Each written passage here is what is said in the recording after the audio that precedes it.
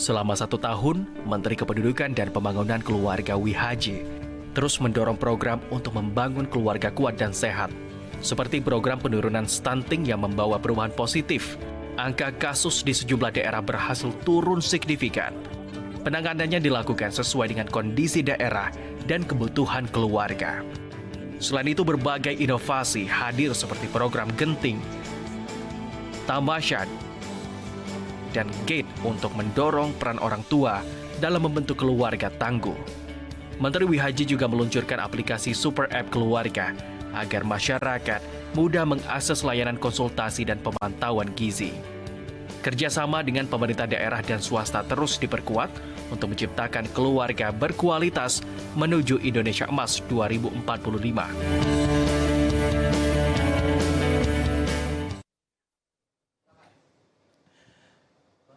Halo pemirsa, kembali lagi dalam spesial event 1 tahun Prabowo Gibran. Masih pada semangat ya hadirin yang ada di sini? Semangat ya kawan-kawan Tarumanegara? Mana suaranya? Tepuk tangan dong. Tepuk tangan dong. Tadi bagus banget paduan suaranya. Aku nggak tahu ternyata Untar itu punya paduan suara. Loh, hampir setiap universitas punya paduan suaranya. betul, Tapi yang kita tahu informasinya ya, salah satu kebanggaan dari Universitas Tarumanegara ini adalah paduan suaranya. Tepuk tangan lagi dong buat rekan-rekan tadi yang sudah menampilkan performa yang sangat menggugah. Dan memang tadi kita sudah berbicara atau berdialog dengan banyak sekali tokoh negara ini yang memberikan capaian dalam 1 tahun pemerintahan Presiden Prabowo dan Wakil Presiden Gibran Rakabuming Raka. Dan banyak sekali capaian dan banyak sekali tantangan yang memang sedang dihadapi oleh para pejabat publik dan juga pejabat daerah. Betul sekali. Nah, di balik kemajuan bangsa dan juga maksudnya di balik kemajuan bangsa itu sendiri ya Samuel, ada pondasi yang tidak akan tergantikan oleh waktu tentunya.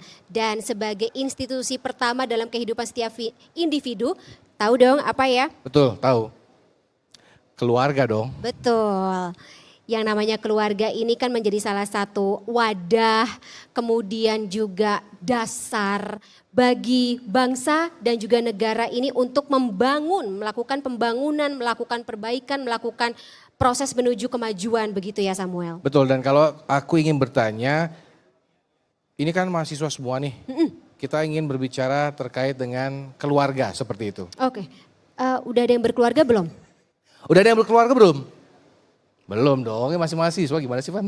Siapa tahu kan kita nggak tahu, dulu sih ada mahasiswa yang sudah berkeluarga tapi tidak mau menghentikan pendidikannya atau proses pendidikannya gitu. Betul sekali. Tapi di sini yang mau berkeluarga siapa? Tunjuk tangan dong. Ini paling diri sendiri. Mau berkeluarga ya? Paling cepat ya langsung. Semangat. Oh ya nggak apa-apa. Nanti kalau misalnya sudah didekatan dengan jodohnya, maka bangunlah sebuah keluarga. Terima kasih loh atas kesediaannya Mas menjawab kami semuanya. Ya, Fani, di balik kemajuan bangsa memang kembali lagi, fondasi itu yang paling penting. Dan fondasi setiap bangsa yang ada di dunia adalah keluarga. Betul.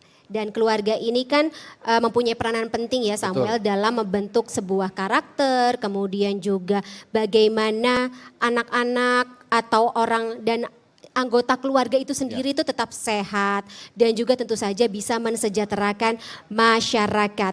BKKBN pun juga atau kementerian serta BKKBN pun juga turut hadir dengan sebuah tujuan. Tapi mungkin capaian-capaian ini, target-target yang dimiliki atau dipunyai oleh kementerian ini juga punya dampak lain, punya impact lain Samuel. Yakni kalau kita lihat ini juga menjadikan menteri atau bapak menterinya, Menduk Bangga.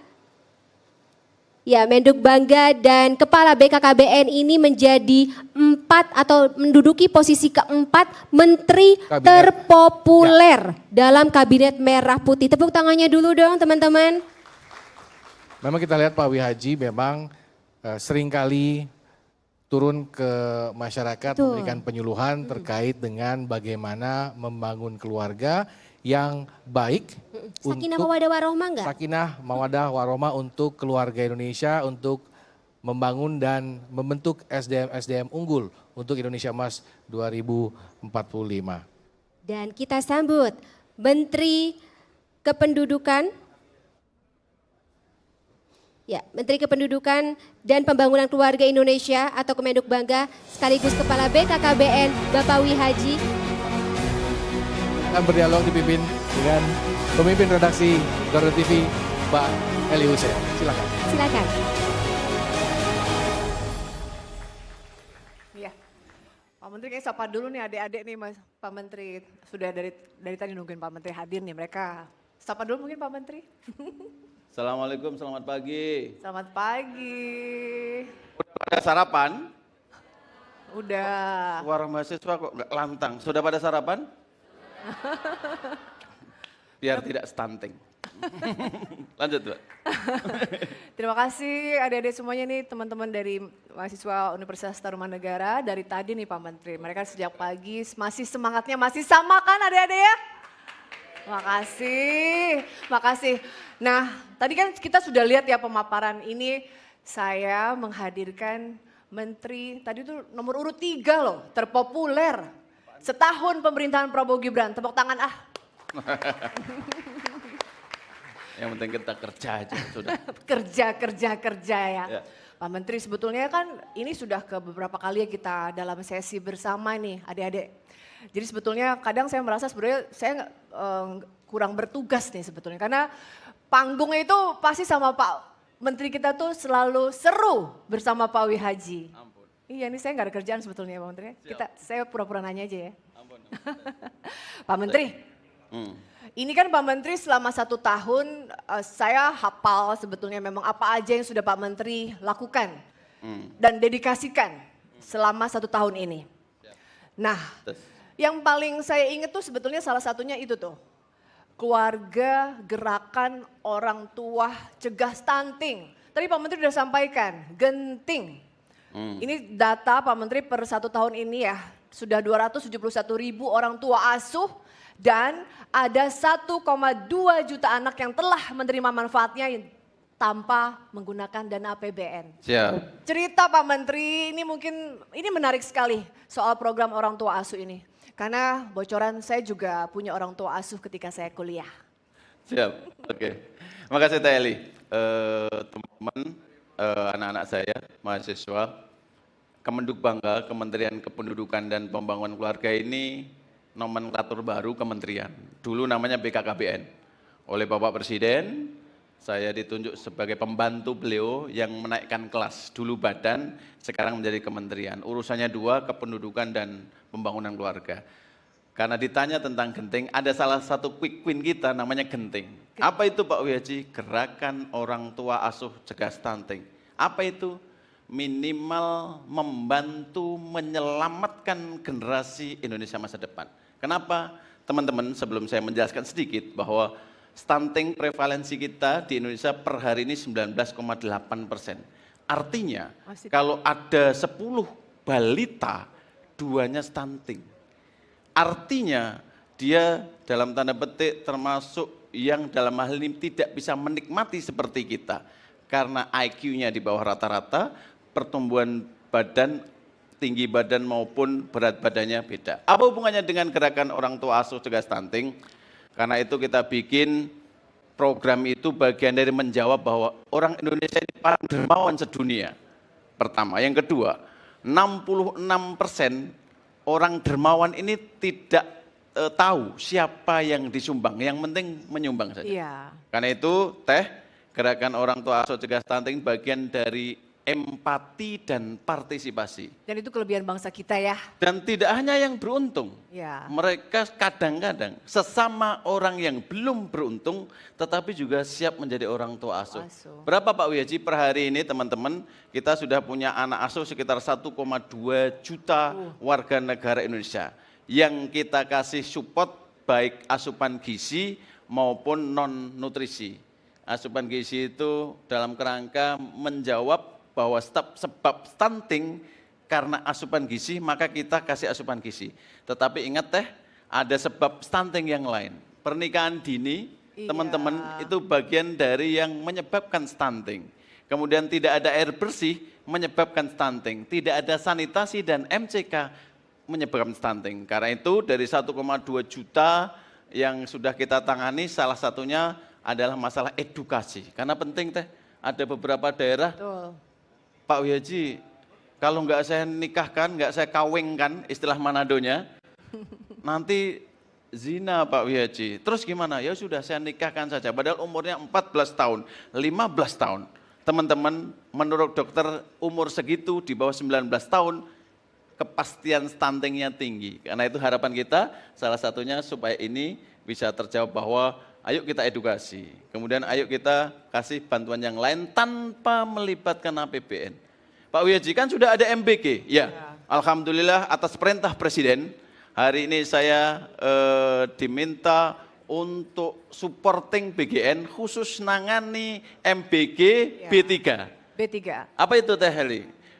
Saya tahu Bumil, ibu hamil, Buswi, balita non PAUD. non. Jadi teman-teman per hari ini atas perintah Presiden saya melaksanakan teknis pendistribusian, pengevaluasi dan pendataan yang berkenaan dengan MBG. Siapapun yang hamil, siapapun yang menyusui, siapapun yang balita berhak mendapatkan MBG. Dan per hari ini kita sudah mendistribusikan 1,3 juta B3, busui, bumil dan balita non PAUD yang didistribusikan oleh tim kita namanya TPK, tim pendamping keluarga, sudah 18.000 lebih. Gitu kira-kira Teh. Jadi kalau tanpa APBN yes, Iya. di luar yang memang asupan gizi. Karena yang sekarang alhamdulillah 1,3 juta, pemerintah sudah hadir, negara sudah hadir, melalui perintah Bapak Presiden, fokuskan dan ini satu-satunya di dunia ibu hamil dikasih MBG oleh program Bapak Presiden. Tepuk tangan ah. Satu-satunya. Kalau anak beberapa negara maju Negara sudah, ada, tapi kalau bumil satu-satunya di dunia. Ini di Indonesia atas perintah Bapak Presiden. Ya. Gitu. Tapi yang pasti artinya Pak Menteri perlu ditambahkan. Apa Ini itu? data katanya masih sekitar 5% ya menerima manfaat. Artinya Pak Menteri akan terus menambahkan. Tentu begini. Tapi bukan berarti juga tadi ya menambah kehamilan usia dini ya. Kita Itu juga ikhtiari masalah. bahwa step by step kita jalankan. Baik. Kemudian dari target 25 juta, kita sekarang sudah 1,3 juta. Ya, karena begini, 1-2 ada beberapa daerah tertentu yang belum kita sentuh. Khususnya MBG misalnya, karena belum ada SPPG-nya, Satuan Pemenuhan Gizinya, pelayanan pemenuhan gizinya belum ada di daerah-daerah terpencil, yang insya Allah nanti sudah mulai kerjasama dengan Kemenduk Bangga, ada program namanya Dasyat, Dapur Anak Sehat Cegah Dapur Stunting, Anak yang nanti kolaborasi untuk mengcover daerah-daerah tertentu yang tidak atau belum tersentuh oleh SPPG, dalam tanda petik karena luasnya antar pulau, antar daerah jaraknya jauh, misalnya Natuna, mungkin di beberapa pulau yang memang jauh dan butuh secara cepat hari ini mereka termasuk yang membutuhkan layanan MBG ini. Gitu, Teh Eli. Ini banyak pertanyaan buat Pak Menteri dan ini juga nanti adik-adik mahasiswa juga boleh bertanya Silakan. kepada Pak Menteri. Boleh. Tapi kita harus jeda sebentar Pak Menteri karena ini ada beberapa yang mau lewat. Terima kasih.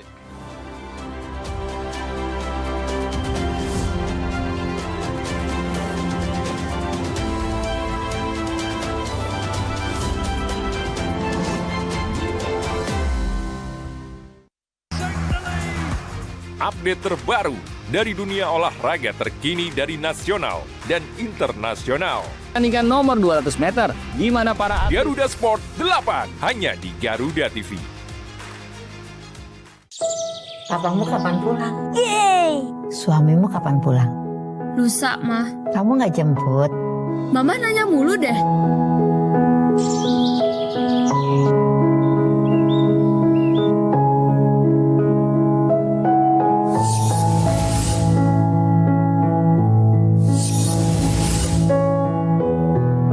Maafin aku ya, Ma.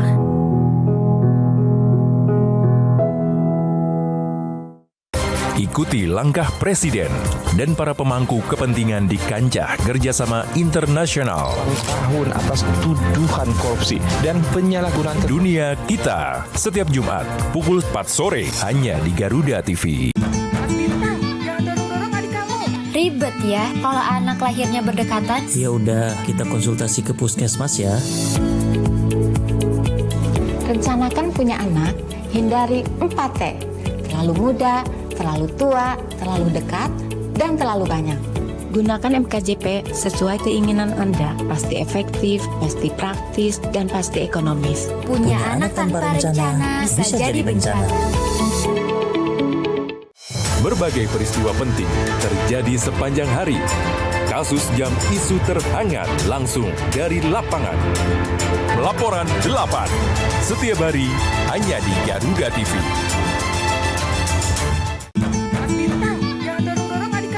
Ribet ya kalau anak lahirnya berdekatan. Ya udah, kita konsultasi ke puskesmas ya.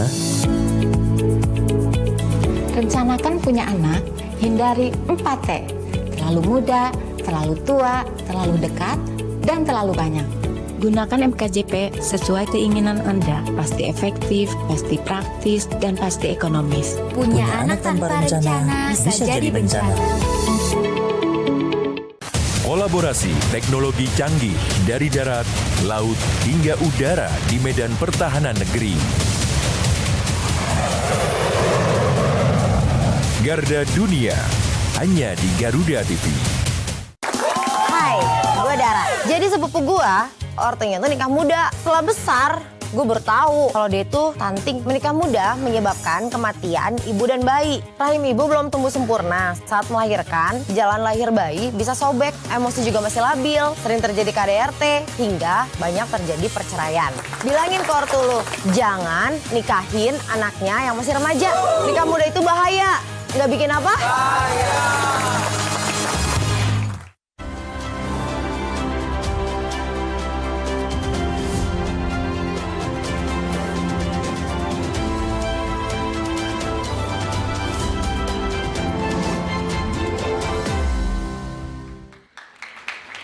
Terima kasih adik-adik semua di sini dan pemirsa yang ada di rumah. Kita masih dalam spesial event 1 tahun pemerintahan Prabowo Gibran bersama Bapak Menteri Wihaji. Kalau saya nyebutnya sih Menteri Keluarga. Terima kasih. Menduk bangga, tapi saya lebih akrab dengan memanggil beliau Menteri Keluarga. Ya. Pak Menteri tadi terima kasih sudah menjelaskan tentang genting, ya kan, bagaimana orang-orang tua asuh peduli untuk mencegah stunting.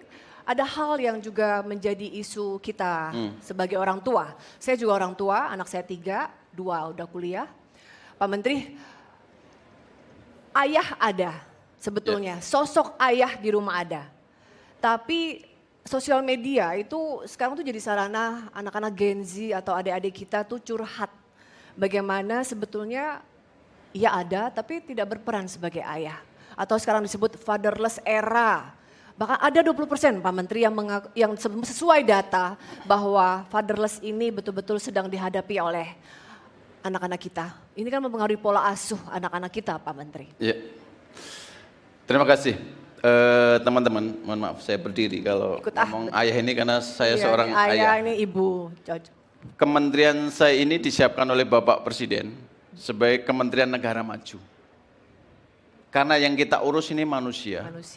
Dan tidak cepat kita melihat hasilnya. Beda dengan, mohon maaf, kementerian lain jalan rusak, bangun jalan kelihatan. Rumah sakit rusak, bangun rumah sakit kelihatan. Sekolah rusak, bangun sekolah kelihatan. Kita ini dalam tanda petik manusianya yang saya tidak bilang rusak, tetapi ada yang mesti diperbaiki. Termasuk hari ini teman-teman, 20,9% menurut UNICEF, kita anak-anak Indonesia kehilangan sosok ayah yang disebut dengan fatherless. Adanya seperti tidak adanya. Apa ini masalah Pak Wihaji? Menurut saya masalah. Dalam teori ilmu pengetahuan, dalam teori psikologis, kehilangan sosok ayah itu kehilangan berarti 20,9% leadership. Ini bukan masalah perspektif gender. Tapi ini bagian dari ilmu pengetahuan bahwa faktanya kehilangan sosok ayah dalam tanda petik sama dengan kehilangan leadership 20,9%. 20,9%. Apa artinya Pak Wihaji? Bahwa hari ini Bapak teman-teman sekalian, ayah kita terkadang bukan bapak kita. Orang tua kita terkadang bukan orang tua kita. Apa itu Pak Wihaji? Ada keluarga baru kita yang sekarang, mohon maaf, menjadi ayah. Siapa? Handphone. Teman-teman sekalian, 7,8 jam anak-anak kita ngobrol dengan handphone, baik medsos maupun media lainnya. Dengan ayah kita, 10 menit per hari sudah hebat. Itu pun ditanya tentang SPP, ditanya dengan uang jajan dan sebagainya. Tapi anak-anak kita nggak tahu, teman-teman mungkin barangkali termasuk itu.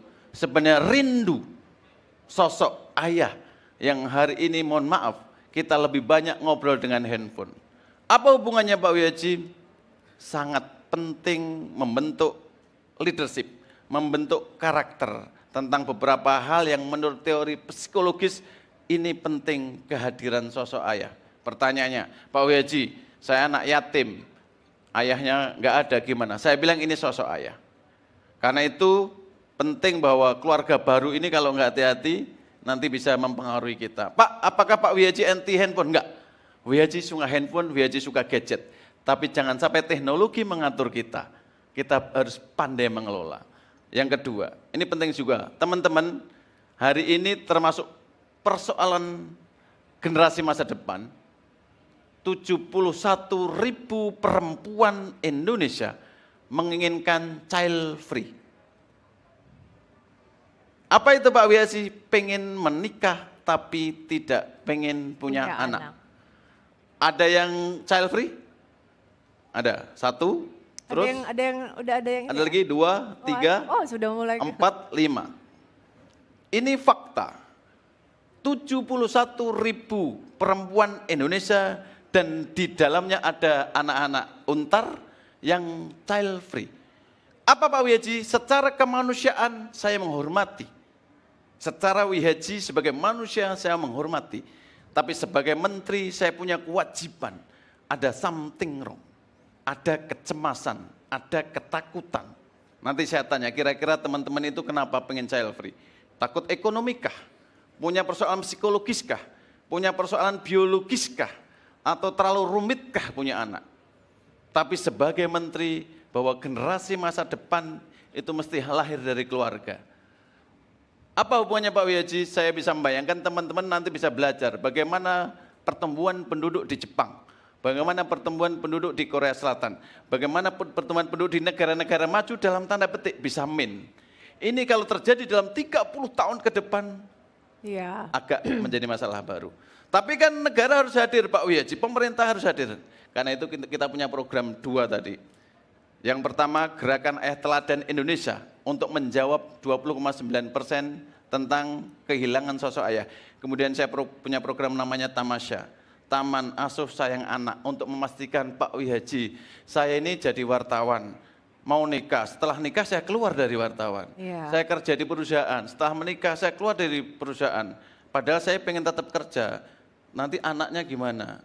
Seperti itu. Maka jawaban saya punya program namanya daycare yang disebut dengan Taman Asuh Sayang Anak, untuk memastikan kamu jangan cemas, ini negara hadir, kamu jangan takut. Pak, tapi ekonomi susah, negara belum hadir, insya Allah, percayalah. Bagian dari siklus kehidupan saya diminta Pak Presiden sebagai pembantu beliau, tolong jangan banyak diskusi, jangan banyak seminar, jangan banyak loka karya. Terjun ke lapangan, selesaikan masalah, termasuk ini. Saya harus menyelesaikan masalah 71.000 anak perempuan yang pandangannya pengen child free. Nanti saya pengen dialog sama yang child free, kalau boleh. Boleh Teh? Iya Pak Menteri. Boleh? Ya, boleh. Adek tadi yang tunjuk tangan yang soal tadi child free, boleh sharing sama Pak Menteri? Kalau boleh silakan. Boleh. Tadi yang tunjuk tangan, kenapa Ke kira-kira? atas aja mungkin bersama kami, boleh? Silakan. Perempuan. Tadi kalau nggak salah ada yang di kakak ada yang di pojok, ada mahasiswa yang di pojok atau? Gak apa-apa, kita diskusi. Boleh sharing? Why? Kenapa kira-kira? Argumentasinya ataupun pandangannya? Ayo. Gak apa-apa, bebas. Kita menghormati. Silakan, satu aja. Boleh mic-nya? Ada yang itu, yang mana? Ada? Oke. Boleh naik? Boleh naik ke panggung? Oh boleh naik sini. Ya sudah, silakan dari situ boleh. Di sana aja, ada mic Berdiri ya. Ada mic? Iya. Oh ya. Oke, nama? Nama saya Michael, Pak. Michael. Kelihatan kamera. Michael. Pengen, tapi pengen nikah? Pengen. Oke, tapi nggak punya pengen anak? Iya Pak. Oke, kenapa? Saya rasa jumlah orang di dunia ini udah terlalu banyak Pak. Jadi, tapi mau asuh Pak, punya anak asuh. Oh, mau asuh ya. Kenapa tidak mau yang asli gitu? Mau nyetak tapi nggak mau hasilnya gitu? Enggak Pak. Oke, saya hormati. Artinya bahwa terlalu banyak. Oke, satu lagi yang perempuan. Yang perempuan boleh? Ya, silakan. Yang jilbab hitam. Oh, yang jilbab. Oke. Oke, silakan. Siapa namanya? Kenalkan. Perkenalkan, nama saya Angel Zaharani dari Fakultas Psikologi Universitas Tarumanegara. Oke. Kalau saya pribadi kebetulan memang untuk saat ini belum ada pikiran untuk menikah ataupun mencari pasangan untuk menikah. Dan kalau misalnya pun nanti saya harus menikah, saya akan memilih untuk child free. Kenapa? Karena menurut saya menjadi orang tua itu bukan cuma sekedar untuk punya anak aja, tapi pernikahan sendiri itu aja tuh sudah susah. Apalagi kalau misalnya sekarang dengan terpaparnya globalisasi dan juga media sosial, saya tuh takut kalau misalnya nanti saya jadi orang tua, saya tuh nggak bisa untuk menjaga anak saya, untuk mereka nggak mengikuti pergaulan tuh yang salah. Dan menurut saya menjadi pengen nikah? Untuk saat ini belum. Oh belum, tapi pengen? Enggak sih. Sudah punya? Enggak juga. Oke, makasih. Tepuk tangan buat beliau, makasih. Makasih. Kenapa ditepuk tangan? Saya menghormati. Iya. Tetapi insya Allah saya yakin kok, ini baru pandangan. Tapi kalau ketemu saya lebih dari 10 menit, pasti nanti saya batalkan child free-nya Pak Wihaji. Kira-kira begitu. Karena insya Allah bahwa nanti akan indah pada waktunya bagaimana punya anak, bagaimana punya generasi masa depan. Dan memastikan bahwa kita ini semua lahir tidak ada yang minta. Teman-teman, ada yang nggak kalian minta dilahirkan? Ada nggak kalian minta dilahirkan sama Tuhan?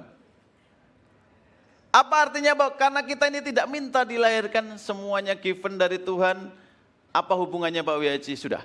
Yang penting kita bersyukur, kita tidak diminta dilahirkan, lahir, tapi kita punya tanggung jawab kemanusiaan. Nanti panjang urusannya, tapi kira-kira tentang child free ini, insya Allah percayalah bahwa nanti akan indah pada waktunya. Kita nanti sering diskusi dan kita layani. Ada program-program dari kementerian kita untuk berdiskusi termasuk ini. Ini bagian dari generasi masa depan Indonesia. Suatu saat kita akan bergeser, suatu saat teman-teman mahasiswa inilah yang akan menggeser atau bersama kita. Pak Menteri, ini kan saya ibu. Ini kan seperti usia anak-anak saya. Tadi kan Pak Menteri sempat bilang bahwa nggak ada kok anak yang mau dilahirkan. Bukan, artinya kan mungkin juga saya nggak pernah milih saya lahir dari keluarga saya sekarang. Atau kalau melihat yang lain, kenapa sih saya tidak dilahirkan dari keluarga itu? Kayaknya ideal banget ya. Kenapa saya tidak seberuntung dia ya lahir dari keluarga yang seperti itu? Nah, Pak Menteri tadi udah bilang sebagai Menteri Keluarga bahwa iya, ini saya sebagai wartawan sudah cukup lama. Pak Menteri tadi bilang baru kali ini loh pemerintah, presiden gitu concern bahwa keluarga itu sumber membangun generasi itu dari keluarga. Dan Pak Menteri lah yang dipercaya sebagai Menteri Keluarga itu. Nah, artinya memang sekarang, tadi Pak Menteri juga bilang bahwa Pak Menteri terbuka untuk sesi, kita memang butuh sosok Pak Menteri dan pemimpin-pemimpin lain untuk mendengar kami Pak Menteri. Karena sebetulnya kalau Pak Menteri nyuruh kami curhat, ini banyak banget sesi nih Pak Menteri. Semua bisa momen curhat, saya juga pernah dalam momen curhat ke beliau. Jadi sebetulnya nanti kalau tadi Pak Menteri udah janjikan untuk curhat. Nah Pak Menteri, kasih teman-teman tadi soal handphone juga. Bagaimana kemudian Pak Menteri ini concernnya adik-adik kita sudah, ya tadi orang tua, Pak Menteri bahkan bilang handphone udah kayak Tuhan, kayak pacar, melebihi orang tua sendiri juga, mungkin tadi dengan ayah. Nah memang kemudian memang kualitas keluarga ini Pak Menteri yang memang menjadi, ya kita harus akui bahwa ini masih menjadi problem kita sebagian besar. Tentu begini teman-teman, siklus kehidupan setuju tidak setuju kita sudah terlahir menjadi manusia. Setuju tidak setuju maka hukum-hukum kemanusiaan yang akan kita jalani. Setuju tidak setuju kita teman-teman kuliah ini bagian dari mempersiapkan masa depan. Setuju tidak setuju bahwa kehidupan ini harus kita hadapi.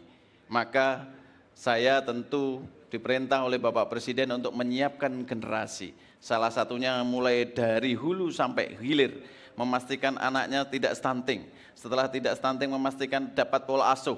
Setelah pola asuh memastikan remajanya kita ada negara hadir. Setelah remaja menjelang yang hari ini suatu saat butuh pekerjaan dan suatu saat menjadi generasi untuk produksi berikutnya supaya bisa baik-baik saja. Melanjutkan pertumbuhan ekonomi dengan catatan. Karena pasti nanti lebih banyak juga nggak baik, nggak ada juga nggak baik. Setelah itu kita pastikan semuanya terus sampai pada lansia kita urus.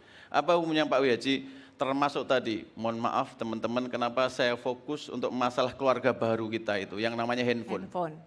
Keluarga baru itu, mohon maaf teman-teman, kadang-kadang jadi adik, kadang kakak, kadang orang tua, kadang malaikat, kadang Tuhan, tapi sering juga kadang-kadang jadi setan. Saya nggak boleh ngomong kenceng-kenceng ya. Apa Pak Menteri? Setan. Kadang-kadang jadi setan, kalau nggak hati-hati. Karena 24 jam kita dalam satu hari 7,8 jam pegang handphone. Mau tidur pegang handphone, setelah tidur pegang handphone, dimanapun pegang handphone. Ini sudah menjadi pengaruh algoritma dalam otak kita. Kita sekarang kadang susah membedakan mana AI, mana tidak, mana hoax, mana tidak, mana yang sangat berpengaruh kepada kita. Kadang kita curhat pun lewat handphone, apapun bisa diselesaikan dengan handphone. Termasuk ngerjakan PR dari dosen, mungkin dengan AI semuanya udah selesai. Iya, Pak Menteri. Kira-kira begitu, jadi apa hubungannya? Hati-hati. Apa hubungannya Pak Wihaji, apa mempengaruhi? Sangat pengaruh. Sangat pengaruh, di negara-negara maju juga diatur. Apakah Wihaji anti handphone? Tidak, handphone I like it. Saya suka itu dan tentu kita tata, kita kelola. Pak Menteri ini, terima kasih Pak Menteri, ini ada teman-teman tadi sudah exciting, sudah menyiapkan pertanyaan sebetulnya. Kalau masih ada sesi, masih bisa bertanya atau masih ada waktu? Sudah satu pertanyaan ya, karena tadi mahasiswa sudah menyiapkan pertanyaan. Silakan yang mau bertanya sama Pak Menteri, tadi ada satu mahasiswa, mungkin satu pertanyaan untuk Pak Menteri. Silakan. Silakan pertanyaan sesi terakhir. Jangan salahin saya dikasih mic. Panjang urusannya. Iya, ini memang kelebihan Pak Menteri kita. Kalau saya, karena cukup sering juga dalam momen bersama Pak Menteri, saya selalu menyebut Pak Menteri itu motivator. Lebih pas, karena memang membuat kita jadi auto pengen juga. Amin, silakan. Silakan. Nama? Silakan sebutkan nama. Selamat pagi, perkenalkan saya Alfian Riko Aditya. Alfian. Saya dari Fakultas Psikologi. Saat ini semester akhir. Wah. Sebelumnya, jadi kan ada permasalahan di mana lebih dari 57% penduduk Indonesia itu berada di ibu kota Jakarta. Nah, ini menimbulkan suatu kepadatan, ketimpangan akses layanan keluarga berencana dan juga bahkan bisa menyebabkan menurunnya kualitas lingkungan hidup dibandingkan dengan di daerah. Nah, oleh karena itu, saya ingin bertanya, apa strategi dari BKKBN dalam mengatasi tantangan perubahan tersebut seperti perubahan demografi, terus permasalahan khususnya terkait urbanisasi dan pertumbuhan penduduk di daerah perkotaan. Sekian, terima kasih. Terima kasih Kak Alfian. Terima kasih Alfian. Silakan, mungkin langsung jawab dulu ya Pak Menteri ya. Ini pertanyaan yang saya suka ya. Iya. Teman-teman, saya psikologi, Pak Menteri. Ya, mahasiswa psikologi, saya punya ide, saya nggak tahu nanti. Kekuatan SDM butuh keadilan. Saya setuju tentang persepsi tersebut. Bahwa kalau nggak hati-hati, dalam tanda petik, yang ibu kota pelayanannya lebih maksimal. Padahal kita butuh keadilan, baik ekonomi maupun keadilan sosial. Maka salah satu, kalau ditanya strategi, saya sih berharap, saya mimpi kementerian saya nanti sentralistik. Apa Pak Wihaji sentralistik? Kalau urusan SDM diurus secara sentralistik, mau di Papua sampai mau di ibu kota Jakarta maupun nanti dimanapun berada, harus sama SDM-nya. Ini ide saya. Saya lagi mengajukan perubahan Undang-Undang 52 tahun 2029 tentang BKKBN. Kalau bisa dari daerah sampai pusat sama, jadi penanganannya sama, dimanapun daerahnya punya hak yang sama untuk mendapatkan layanan. Dan itu harus sentralistik. Kenapa sentralistik? Biar sama. Tentu hari ini PR-nya teman-teman khususnya Teh Eli bahwa harus saya akui, dengan berbagai tempat, lokus, wilayah, dengan akses informasi yang dalam tanda petik tidak sama, ini yang menyebabkan SDM kita kadang-kadang ada disparitas. Harapan saya kalau sentralistik kita urus mulai daerah sampai pusat. Kemudian dalam tanda petik koordinasi dengan pemerintah daerah juga harus sama. Bahwa ini anak bangsa punya hak yang sama. Mau di Papua, mau di Natuna, mau di NTT, mau di Rote, Lembata sama dengan ibu kota. Harapan saya begitu. Apa caranya? Ide saya sentralistik. Kok malah sentralistik? Karena urusan manusia harus sama. Antara pusat sampai daerah. Itu saya kira kalau terobosan saya, dan itu tentu butuh PR, butuh kebersamaan, dan saya sih meyakini bisa. Kenapa? Aliran saya optimisme. Indonesia akan baik-baik saja, Indonesia selalu akan, saya pikir, lebih maju. Peristiwa 1908, 1928, 1945, 1998, 1966, 1998, kita sudah punya sejarah panjang tentang Indonesia, dan saya meyakini Indonesia akan baik-baik saja dengan optimisme dan perspektif positif terhadap masa depan Indonesia. Saya kira itu, Teh Eli. Terima kasih. Sukses selalu. Pokoknya mahasiswa ini akan indah pada waktunya. Ya. Pak Menteri dan adik-adik mahasiswa, ini terima kasih untuk dialognya hari ini, tapi mungkin nanti masih ada waktukah, karena ini teman-teman saya menyampaikan kepada teman-teman semua, saat ini sedang berlangsung Presiden Prabowo hadir di Kejaksaan Agung karena ada sitaan 13 triliun rupiah. Sepanjang sejarah sitaan ini yang tertinggi. Jadi ini Pak Presiden hadir di Kejaksaan Agung menyaksikan. Kita menyaksikan breaking news, tapi mungkin memang kalau di sini kita jeda sebentar. Oke. Terima kasih untuk waktu yang tadi kita sama-sama menyaksikan.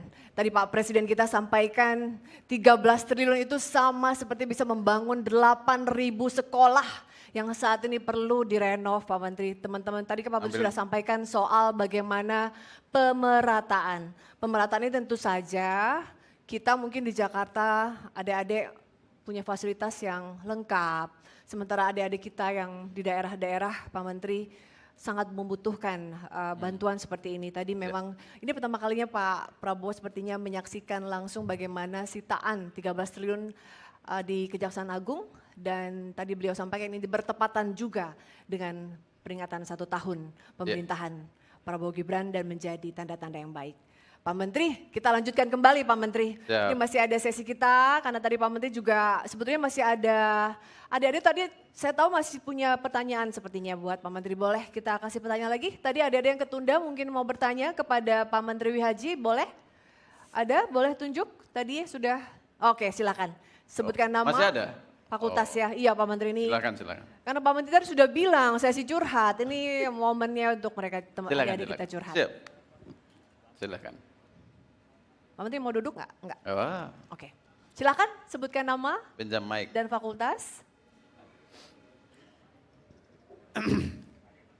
Nama saya Yos Pitaso, NIM 269 dari Fakultas Psikologi. Oh banyak psikologi ya. Benar, banyak psikologi. Ini saya ada juga dilema juga dari pertanyaan tadi sebelumnya juga. Boleh. Ini harusnya kalau saya dengar-dengar angka kelahiran tinggi. Nah, terus kalau masalahnya itu apalagi? Masalahnya itu kalau ini saya refer ke bagian tamasya itu. Saya masih belum yakin dengan program tamasya itu. Gimana ya? Kalau contohnya saya udah jadi the father of two kids atau apa gimana gitu. Oke. Baik. Udah Pak Kaidos? Masih ada lagi sih. Boleh. Terus sama masa chat free itu. Masa saya harus, kalau masa chat free itu masa saya harus chat free. Terus kemudian di omen orang tua dengar kayak gini. Mana anakmu? Ya masih basic pertanyaan, yang sudah punya anak belum? Selalu ditanya kayak gitu ya Kaidos. Ini saya juga dilema mengingat saya ini bakal 5 tahun lagi saya bakal nikah loh. Iya. Baik. Makasih Kaidos, makasih. Ya, makasih, tepuk tangan. Nah ini betul kan? Ini ciri khas mahasiswa. Iya. Kritisisme. Saya suka itu, bagus. Jadi harus diawali dengan, kalau mahasiswa harus diawali dengan ketidakyakinan. Tugas saya memberikan mahasiswa yakin. Termasuk program-program tamasya. Kira-kira begini. Hari ini Indonesia butuh contoh. Saya ulangi, hari ini Indonesia butuh contoh. Karena solusi yang paling ditunggu itu adalah contoh. Gerakan yang paling ditunggu adalah gerakan yang ada contohnya. Dan orang Indonesia sangat suka dengan contoh. Termasuk tadi bahwa ada kecemasan tentang tamasya. Tapi minimal bahwa tamasya bagian dari jawaban terhadap kebutuhan. Alhamdulillah saya contohkan. Saya kerjasama dengan Menteri Lingkungan Hidup. Teman-teman sekalian, atas inisiatif saya bersama Menteri Lingkungan Hidup, banyak perkebunan sawit. Nah, karena tadi ngobrolin sawit. Iya. Di Kalimantan berapa ribu tenaga kerjanya. Tapi belum ada yang mikirkan anaknya seperti apa.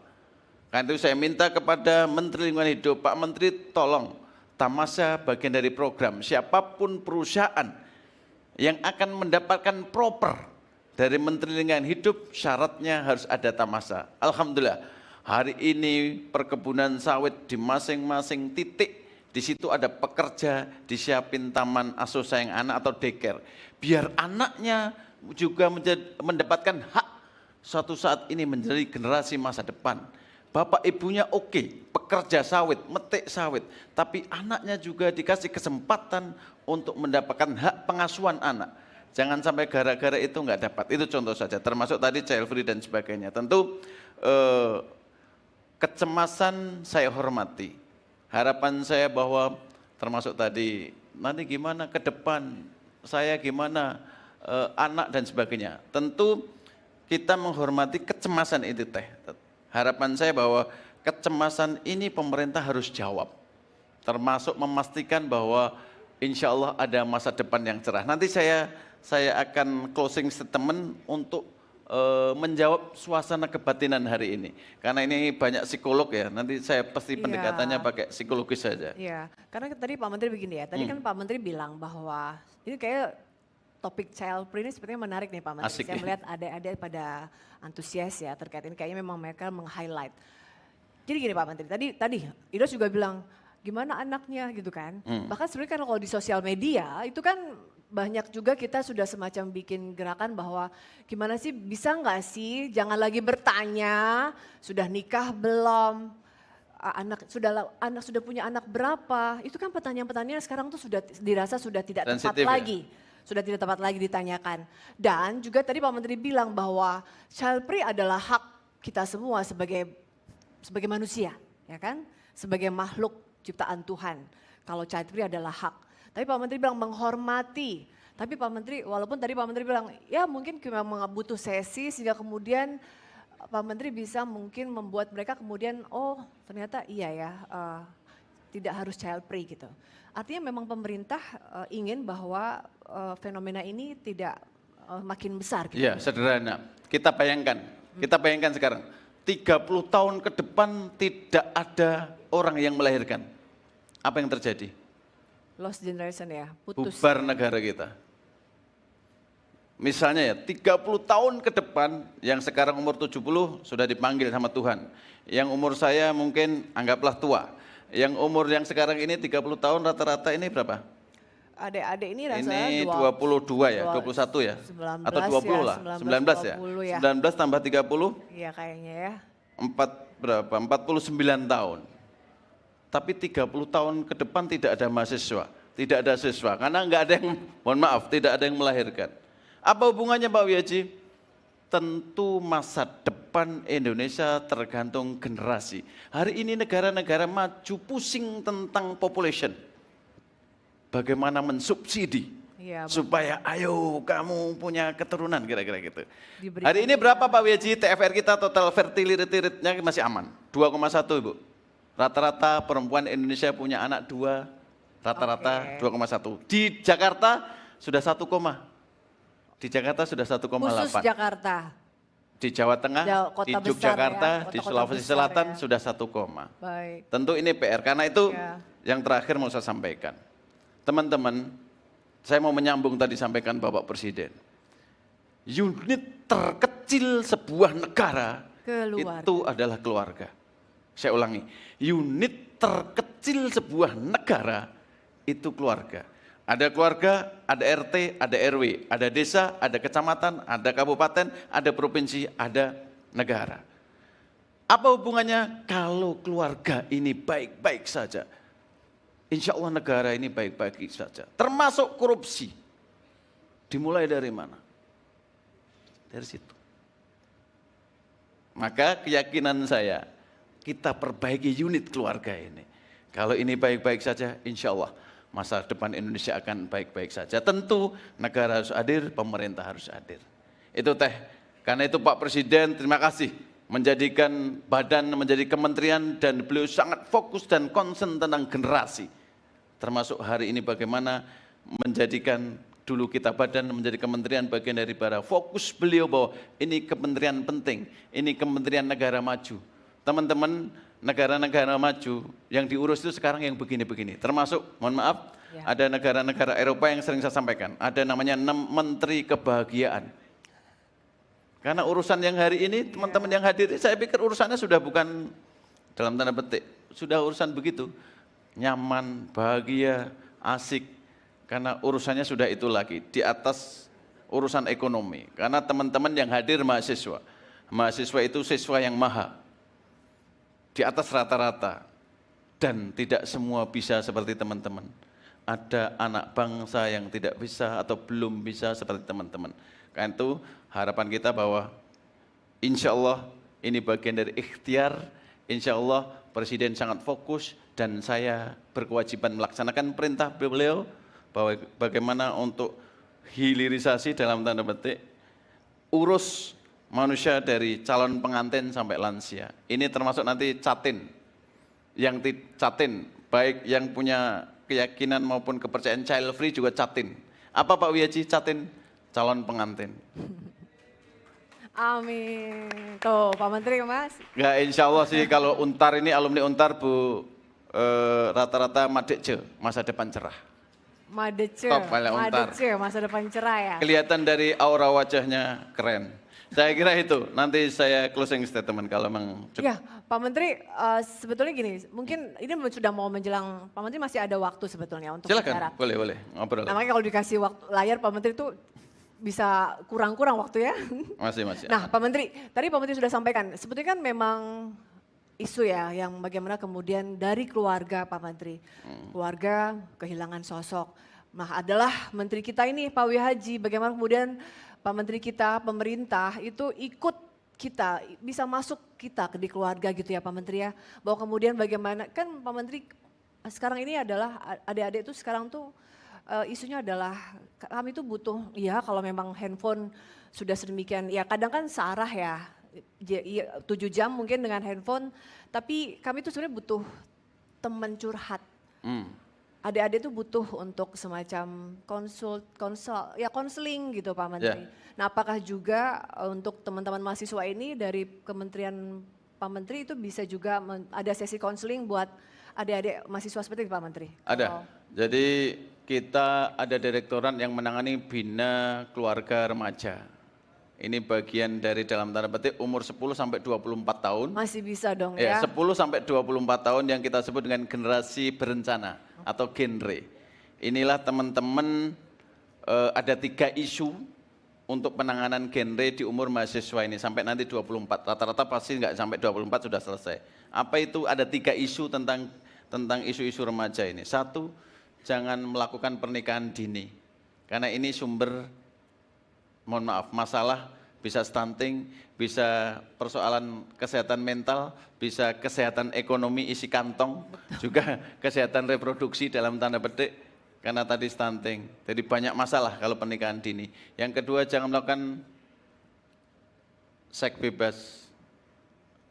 Saya no comment, tapi kira-kira komen saya panjang nih Pak Menteri. Panjang, no comment maksudnya panjang urusannya. Tapi ini juga dalam tanda petik, dalam konteks kementerian saya agak menjadi masalah, bukan agak, menjadi masalah kesehatan mental nanti.